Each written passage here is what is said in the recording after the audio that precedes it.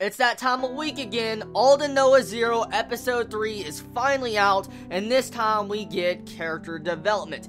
Now, there's been a lot of people complaining about the emotionless main male character and all the characters in general, which I can understand the plights. At the same time, everybody complaining about the characters. They're not the best developed characters I've seen from this anime season, and I guess that is one of the biggest weaknesses about Aldnoah.Zero. But this episode tries to right those wrongs and tries to develop more into the characters. It wasn't the best development for our main male character, but at the same time, at the very least, we got more dialogue, character development with a bunch of different characters, and so we can really say that this episode took a backseat from all the action and just did a lot of dialogue and a lot of development. So that's exactly what episode 3 of Aldnoah.Zero did, and I am fine with that. I'm really fine with that. This episode didn't need a bunch of action, explosions, CGI battles. It didn't need that. The first two episodes were mainly just to showcase the world aspect. This episode was development, and hopefully next episode we'll get to see more character development with Slane and the Princess of Mars. So right now, this episode was fine. It was a really good episode. It was definitely not the best episode of the series yet, but it was a good episode nonetheless because of the development. We're finally getting that dialogue we do need in this series. Yes, I would love to see explosions and action for the rest of the series, but I do know that Aldnoah.Zero does have a plot and does need that character development, so this episode was necessary for the overall story. So I'm fine with that. This episode was mainly just a setup for future things to come, especially with the princess announcing that she's alive. She reveals her identity, Slane sees her, and at the same time, like, oh my god, she's alive. You see his face change.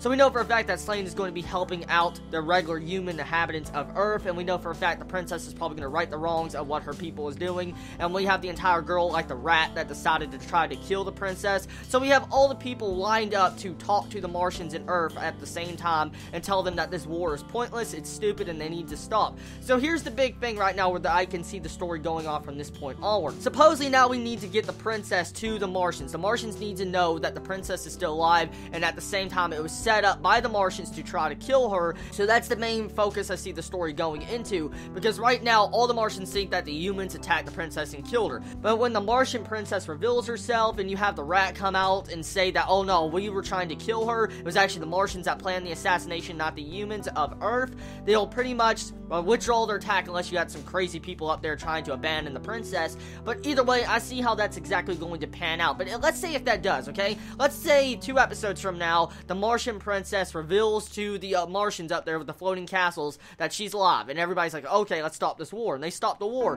What is this series going to be about after that? This series is definitely built upon politics, diplomacy, and at the same time war, so I'm willing to bet there's still going to be some form of shaky foundations between Earth and Mars, especially when they come invading down, trying to destroy Earth. So I mean, there's probably still going to be some form of war going on, but I wonder exactly how it's going to be developed if the princess comes out and reveals that she's still alive. So right now, we have all the information we need, all the characters in one place to be able to relay this information on the news, so we just gotta see where it goes from there. Now, this episode had some good animation, not the best animation, but it was badass fucking animation. The CGI looked awesome, and I love the weakness to the Martian's robot mech. I forget the exact name, it starts with a K, but still, the actual weakness to the mech was pretty obvious. Since the feet, since it has to walk on land, the entire shield being around it would pretty much be its biggest weakness, because it would not be able to stay stable on the ground, so there was no shield on the feet. And so when they dropped in the water, they were able to shoot underneath it and actually put a hole inside of the Martian's robot or mech,